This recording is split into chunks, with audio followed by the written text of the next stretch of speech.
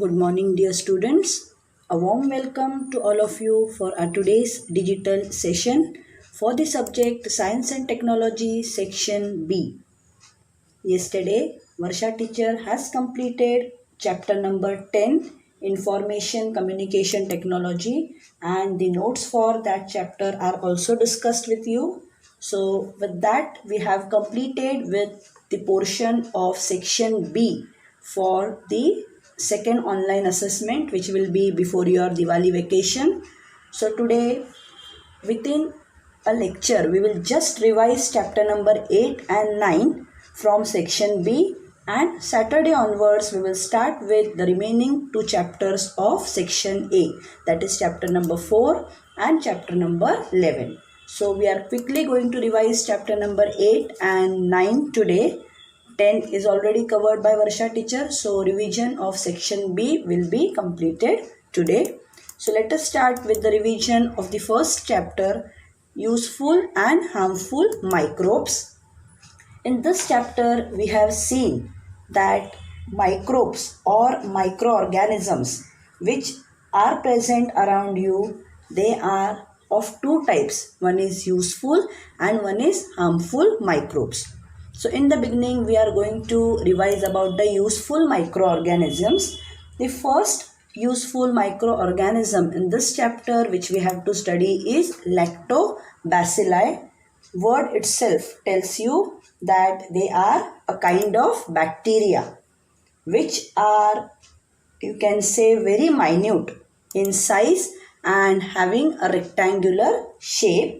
Now this lactobacilli, they are anaerobic bacteria. Why anaerobic? Because they can produce the energy without the use of oxygen, in the absence of oxygen. Now, the main word here, lactobacilli, as I tell you always, that the word itself has some meaning embedded in it. And here the meaning for lactobacilli is this bacteria. They convert the lactose, which is the sugar present in milk, into lactic acid by the process of fermentation.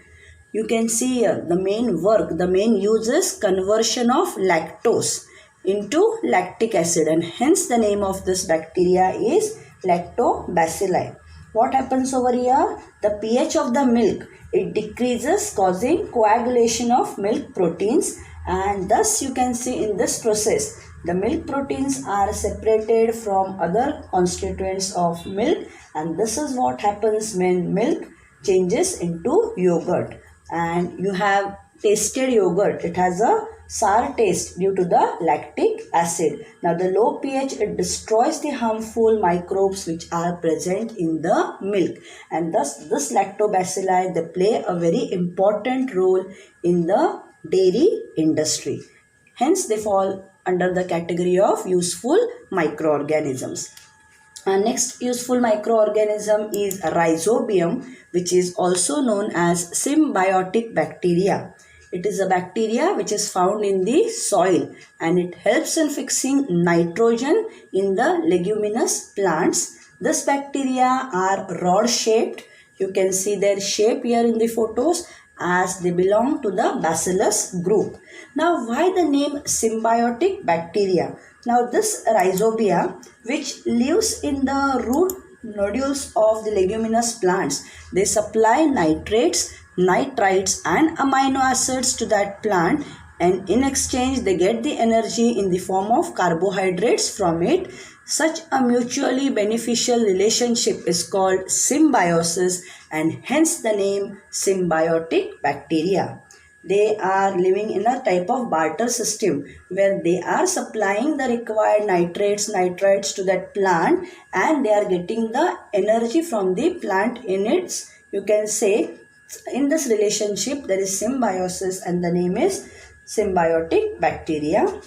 Now this bacteria, they are extremely important to the farmers in the agricultural purposes, because after harvesting a leguminous crop, the leftover roots and other plants, they are deliberately dumped in the form of the soil to maintain its bacterial population, and really the use of rhizobium is helping the farmers to reduce the use of chemical fertilizers and thereby their adverse effects. You know, the chemical fertilizers have different adverse effects. Their adverse effects are also lower down. And we have also studied a small topic over here known as rhizobial inoculation.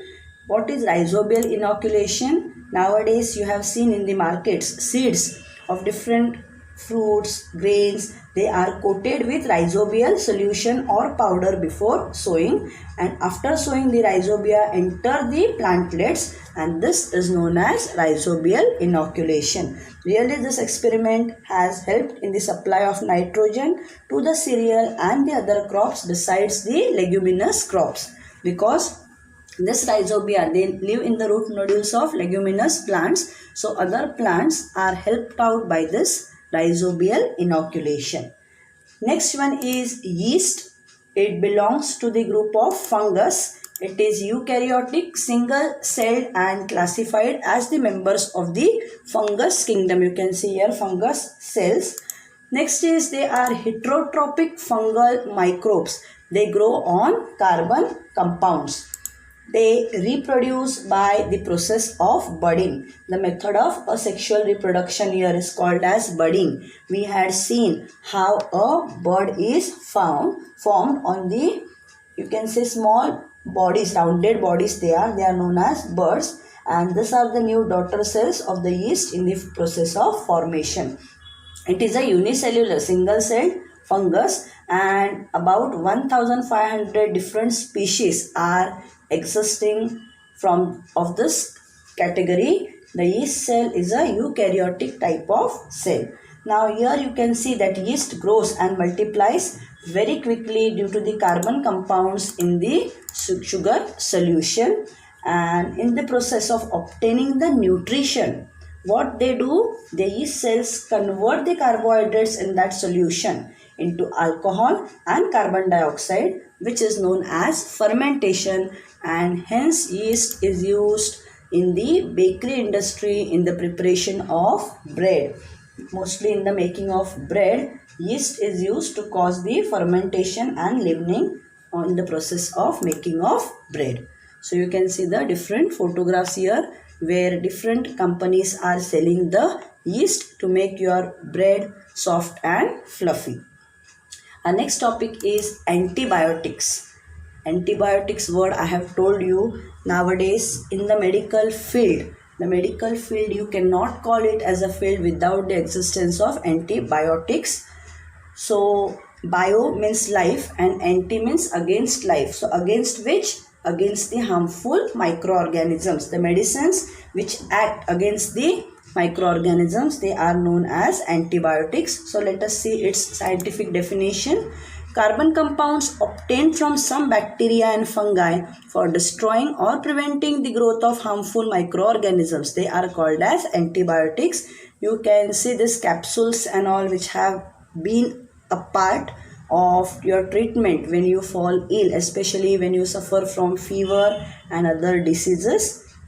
Antibiotics really a discovery of the 20th century. It has brought about a revolution in the field of medicine. Even a disease, you can say, like tuberculosis, TB, which was considered very harmful in the previous era where people used to die because of TB, has been completely eradicated from some countries because of the use of these antibiotics. They mainly act against bacteria, and they are of two types. One is broad spectrum antibiotics and the other is narrow spectrum antibiotics. What do you mean by broad spectrum antibiotics? When the pathogen of the disease, you can say, is definitely known to us. When the pathogenic microorganism is definitely known, then you can go for a narrow spectrum antibiotic. But when the pathogen cannot be identified, which pathogen has caused that particular disease, it is not identified, even though the symptoms of the disease are seen, then you have to go for broad spectrum antibiotics. Different examples are there: ampicillin, amoxicillin, tetracycline. For narrow spectrum, penicillin, gentamicin, erythromycin. These names should be known by you. They can be asked under MCQs. I can ask, out of the given antibiotics, dash falls under narrow spectrum antibiotics. Then two names will be from broad and one will be from narrow. So unless and until you know which antibiotic falls under which category, you won't be able to answer. Next is in short about penicillin. You know penicillin is a group of antibiotics. It is obtained from a fungus known as Penicillium, and it is used for controlling the infections which are caused by bacteria. So used to treat bacterial infections. Which bacteria? Staphylococci, Clostridia, Staphylococci, Streptococci. So different names are there. Medicines containing penicillin, they are used to treat certain bacterial infections of the ear, nose, throat, skin, and also diseases like pneumonia and scarlet fever, and it is a narrow spectrum antibiotic. We have studied about the different precautionary measures, then the introduction to scientists about the Alexander Fleming, who accidentally discovered penicillin, but that part has now been removed out from your syllabus. So we will not revise that, or we will not study that. We move to the next category of microorganisms, which are known as harmful microorganisms, and the first one from it is fungi. Most of the fungi, they are saprophytic and not pathogenic to plants, animals and human beings. Microscopic spores of the fungi, they are present in the air. Microscopic means very tiny, which can be seen only under the microscope. Now, if they get sufficient amount of moisture, then the spores will germinate on cotton fabric, gunny bags, leather, wooden items, etc. The fungal hyphae, what they do? They penetrate deep into these materials like leather or fabric to obtain the nutrition and for the process of reproduction. And in this entire process, what happens? The materials, they start to wear and they become weak. And as a result of all this, the gunny bags, leather items like shoes, purses, belts, etc., on which the fungi have grown, they do not last long. Even the wooden articles are seen to get spoiled. Now, certain photographs you can see over here. Sometimes you have noticed a black powder or white discs floating on the pickle. If the pickle is left unattended for a long period of time, this you can say harmful microorganisms in the form of fungi, they start growing on its surface. So various species of fungi, they grow on this food items like pickles, murabba, jam also you can see, sauce, chutney. Why? Because all this have the proportion of moisture present in them.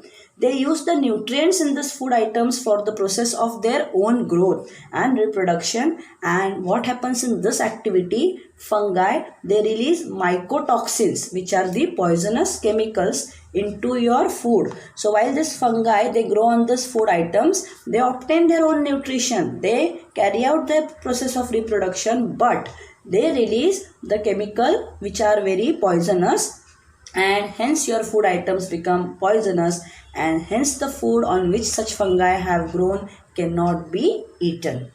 Our next harmful microorganism is Clostridium. Clostridium, really very harmful. You have heard about cases of food poisoning occurring during community feasts. This bacteria which spoil the cooked food, they are known as Clostridium. Out of about 100 different species of this bacterium, some of them are free living in the soil, whereas some live in the alimentary canal of humans and other animals. Appearance of this bacteria is they are rod shaped. You can see their shapes, photographs I have placed over here, and they produce bottle shaped endospores in adverse condition. When you are affected by it, then the main pain starts in the area of the abdomen. They cause various diseases like diarrhea, bloating of the stomach, fever, and even life-threatening inflammation of the colon. So they are really harmful, and one special characteristic of this bacteria, if you want to know, is that they cannot withstand the normal oxygen level of the air because they grow only in anaerobic conditions. Anaerobic means in the absence of oxygen, the condition in the absence of oxygen. Now, other kinds of microorganisms are also there, like bacteria, viruses, protozoa, fungi, which are responsible for different diseases which affect human beings, plants, animals. For this chapter in our syllabus, we have only about the certain useful microorganisms and harmful, that much only we have studied. So prepare this chapter very carefully for your online assessment, especially the names and all, which fall under harmful, which fall under useful, their uses. Study it very carefully because very soon you are having your exams. Now let us start with the last chapter of revision in section B, environmental management, chapter number 9. Here the chapter is divided in two parts. In your first part you have about the weather and climate. The main difference between both these terms is atmospheric conditions at a specific time at a particular place are referred to as weather, whereas climate is a long-term predominant condition of the atmosphere. I had told you weather can change every hour, every minute, but climate, it has to remains there for a specific amount of time. So you can say that weather is related to a specific location and specific time, whereas climate is related to a longer duration and larger area. So you can see climate, it really plays a very important role in our day-to-day life. I had told you climate is the only one which influences our basic needs like clothing, food, shelter, as well as our occupations. Different examples we had taken when we had studied this topic. You can see here about the shopping which is going on in the boats in Kashmir, or the people of Konkan near the coastal areas, they are engaged in the occupation of fishing. In the Rajasthan, camel riding is the main occupation. So it is the climate of a particular region, of a particular state, which decides what clothing the people over there will wear, what type of food they will consume, which type of occupations they will be engaged in. So everything depends more and more only and only upon the climate. So for determining the climate, for finding out about the weather and all, it is the main work of the meteorology department. So let us study about meteorology. What is meteorology? It is the science that studies the interrelationships between the various components of air, natural cycles, geological movements of the earth and the climate. It is this department due to which other departments become alert. It is due to the work of the meteorological department. This study, it includes the study of storms, clouds, rainfall, thunder, lightning, etc. And depending upon the study of all such factors, weather forecasts are made, and depending upon the weather forecast which are made by this department, the other, you can say, members of the society or the other departments like the common people, farmers, fisheries, aviation services, water transport, etc., they become alert beforehand about the upcoming disasters, and then they decide the various techniques which have to be followed to control the disaster and to have a check on the amount of losses and then help in the process of rehabilitation. So all this work before going ahead, everything is decided and worked out by this department. So for India, it is the IMD, India Meteorological Department, having its, you can say, it was founded, this IMD was first founded by the British people in 1875 at Shimla, and now you have its head offices at different parts, that is at Pune, and regional offices are at Mumbai, Kolkata, Chennai, Nagpur, Delhi, etc. What is the main work of this IMD? To prepare the maps. So maps are prepared every day which indicate the daily predictions about the weather, and that is why I had told you that in the news you get to know about the weather updates twice every 24 hours. because such maps are prepared and published twice in every 24 hours by this department. Then research here goes on continuously on various aspects like instruments for climatic readings, predictions about climates, prediction about climate relating to seismology and different other things like air pollution and all. So it is not a work of one day or research of one day. So continuous research is going on by this department. It provides important information regarding the weather and climatic conditions to our other departments, as I have told you initially also, like the aviation, shipping, agricultural, dust, every different departments, they are alerted by this IMD, and so they become alert and they can help in minimizing the losses which are caused by disasters. Now predictions regarding, so providing information about the weather and climatic conditions to the other departments is the main function of the IMD. And to carry out all this work, India has launched several satellites which are equipped with high-class technology and observatories at several locations. They are really doing excellent work in the analysis of the information which is received from these satellites. So predictions regarding the calamities and all are done by this department and conveyed to the other departments, and they are alerted. Then we have studied about the monsoon model and the climate prediction. So with this we complete with the topic first part of the chapter, weather and climate. Now we move to the next topic of this chapter, solid waste management, which is the need of the hour.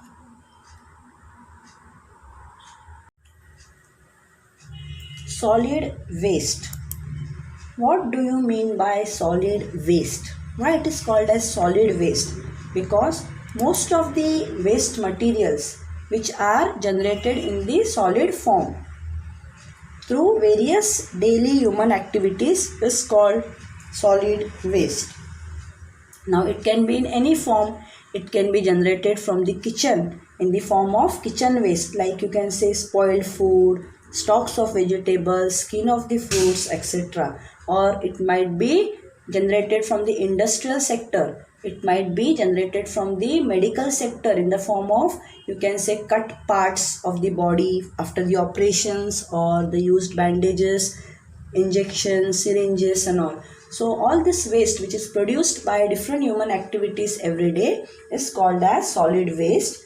And if this waste materials are not properly disposed of, they can really be very dangerous for the entire nation and also to the world.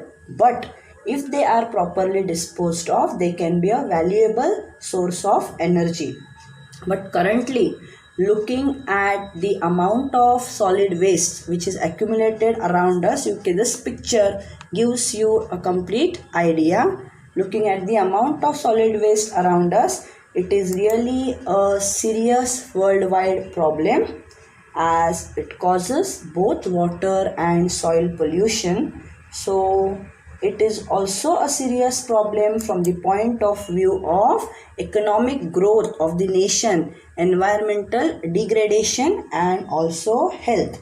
Because if the conditions around you are not good, the air, the water, the land is polluted, then surely somewhere it is going to cause harm to your health and damage your health. It can even cause life-threatening diseases like cancers, breathing problems, lung infections, chronic diseases. So a control on the generation of this waste and to dispose it off properly should really be there. It has posed a serious threat to the nature and human habitat because of the air, water and the different types of pollution which it causes. So which are the two types of the solid waste? The first one is biodegradable waste in the form of, as I have told you, kitchen waste or the soil, dung, parts of the plants. Biodegradable, why? It's because it can be easily degraded by microbes. So it can really prove to be, you can say, if disposed of in a proper way, we can get compost and fuel of good quality from it. Not very harmful as compared to the other one which is really harmful, and this waste has proved very serious. It is non-biodegradable waste, which includes your dry waste like plastic, metals, thermocol, which are not degraded very easily and takes lakhs and lakhs of years to get degraded. Now, why the necessity of solid waste management? Why it is very necessary? Why it has become the need of the hour? The first thing is for preventing the environmental pollution and to keep the surroundings clean. When this lesson was taught to you, I had told you, if the environment around you, if the surroundings around you are clean, then only you can say concentration on these studies for you as students, the atmosphere, the conditions around you will be very pleasant. You will have a good health. Next is for energy as well as fertilizer production, and through that to generate work and employment opportunities to the people who are in need of work, to reduce the strain on natural resources through the treatment of solid waste, and finally the main important for us, to improve the health and quality of life and to maintain the environmental balance. Somewhere these wastes are, you can say, spoiling or creating an imbalance in the ecosystem, and to improve that the solid waste management is very necessary. Now, which are the different techniques by which we can control this solid waste? The 7 principles we are not going to explain or something here. We are just going to go through it very quickly because n number of examples I had taken while explaining the topic to you. The 7 principles are: first is reuse. After use, materials should be reused for some other proper purposes. As I had given you an example, the textbooks of the elder kids in the house can be utilized by the younger kids if the portion is not changed. Refusal to use articles made from non-degradable articles like plastic and thermocol. So in place of plastic bags, thermocol plates and all, you can make use of cotton bags, steel plates which can be reused again. Recycle. Production of useful articles by recycling solid wastes. For example, paper and glass can be recycled. Rethinking our habits, activities and their consequences in connection with the use of various articles of daily use. I have told you what your habits are, what your activities really are. They going to save the environment, or the amount of waste which will be generated through your activity, it is going to harm the environment. So your habits, your activities should have a rethink. Next is reduce. Restriction on the use of resources to avoid their wastage. Old materials should be reused. One thing should be shared by many. Use and throw type of objects should be avoided. The pens and all, or you can say plastic bottles which you just consume the cold drinks and all from it and throw away, that all articles should be avoided. Research. Conducting research related to reuse of materials that are temporarily out of use. And the last very important for us is regulation and public awareness. Following the rules and laws related to waste management and motivating others to do the same. There are certain rules which are laid down by the government from time to time to have a check on this waste. So you have to follow as a citizen of India. At the same time, you should motivate and convince others to follow the same techniques by which your nation, your environment will be saved. Our next topic is very important: disaster management. Before that, you should know what is a disaster. Anything which causes a harm and you can say spoils the harmony among the nations, people, that is known as disaster. And these are of two types: natural disaster and man-made disaster. Natural. A disaster which is caused by natural factors is called as a natural disaster. Earthquake, floods, cyclones which occur around you, tsunamis, all this fall under the category of natural disaster. And man-made, which really we can have a control on it. A disaster caused due to human activities, that is due to wars, fire accidents, industrial accidents, riots, etc. are man-made disaster. Now, why do you think this topic is included in this chapter?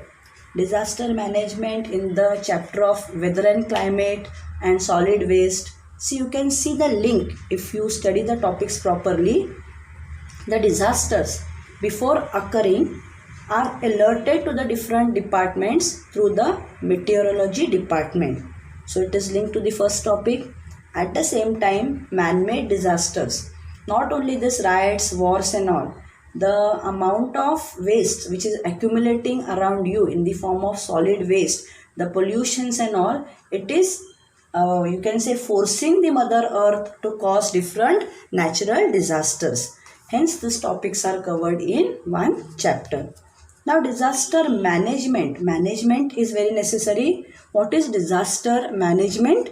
It is the action which is implemented through proper planning, organized activity and coordination. Why is this disaster management required? It is required to prevent the losses and danger which are caused in the case of any disaster. If any disaster arises, improving tolerance, preparation of the people to face the disaster. Then it also helps people to take immediate action in the disaster situation. Not only that, arranging for the rescue work and help. Now only recently we have witnessed the Mahad floods and all, how it has taken place, how our people reached out over there. It is very necessary that the people should be rescued from that part, and also we should help them in rehabilitation and rebuilding, which is done by the disaster management committee. Now the different steps which are included in the disaster management. The first is providing first aid. You can see the different photographs of disasters which I have placed here. First aid to the disaster victims. This is your first step. What is the main objective of first aid? It is prevention of death, preventing deterioration of health and starting the process of rehabilitation. When you provide first aid to the people, our main aim here is whatever losses can be reduced.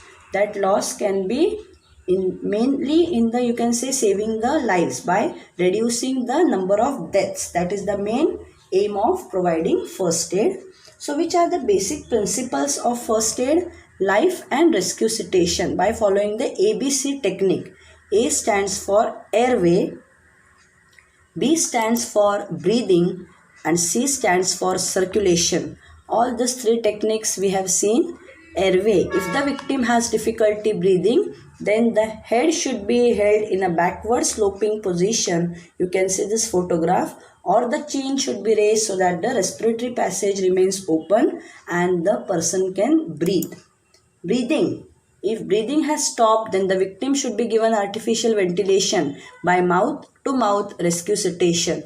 And the third one is circulation. It should be tried only and only if the person knows the techniques.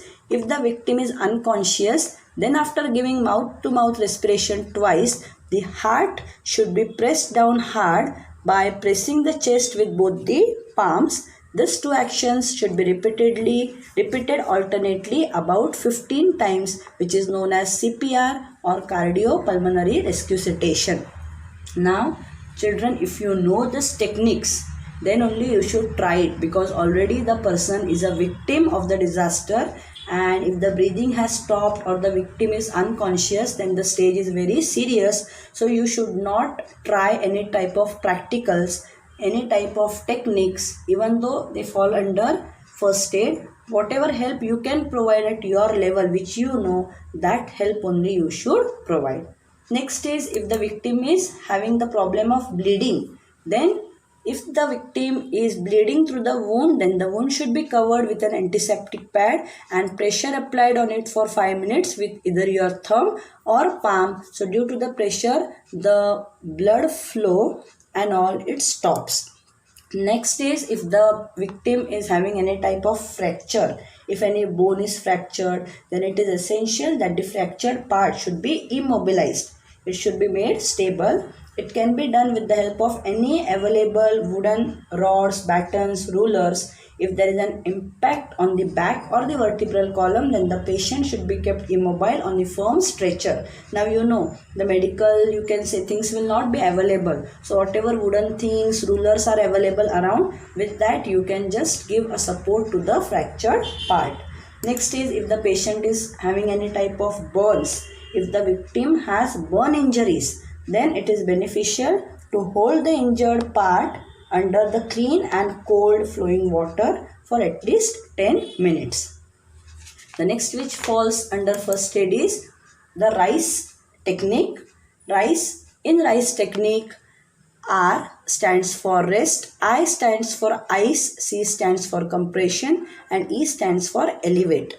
Now where this technique is used? For injuries like sprains, twisting, contusion. So why rest? First thing is allow the victim to sit in a relaxed position, as the victim is really mentally and physically helpless and unstable.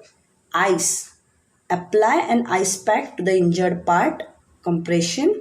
After the ice pack treatment, the injured part should be massaged gently. And last is elevate. The injured part should be kept in a raised or elevated position. You have seen when the patient is having any bandages and all on the legs, the leg and all is fractured, then the part is made to be just a little bit on the higher position, because it helps in the blood circulation.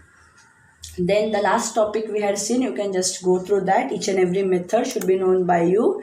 The different ways to transport victims or patients. Here also questions can be asked in the exam. Cradle method, carrying piggyback method, human crutch method, pulling or lifting method, carrying on 4-hand chair, carrying on 2-hand chair, and use of a stretcher. Then a question can be asked in MCQ. Dash is a method which is useful for children and underweight victims. Cradle method, human crutch method, carrying on. So options will be given. So each and every method and where it is used should be studied by you. Then only you will be able to answer the objectives. So today we have completed, I declare that we have completed the portion and the revision for section B of Science and Technology. Chapter number 6, 7, 8, 9, 10 is your portion. 6 and 7 we have revised twice for our first online assessment. Even 8th and 9th chapters. 8th chapter it was done long before in the month of July. So today I have revised it. We have just revision means a polish. So at least if the topics are, you can say, heard by you, visualized by you, then you just get your knowledge polished. So tomorrow, that is on Saturday onwards, we are going to start with chapter number 4 from section A, that is measurement of matter. Kindly go through the topics before attending the session, so it will be easier for you to understand what I explain. So your time starts now. My work for section B is over.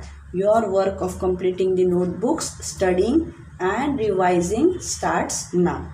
Thank you, dear children.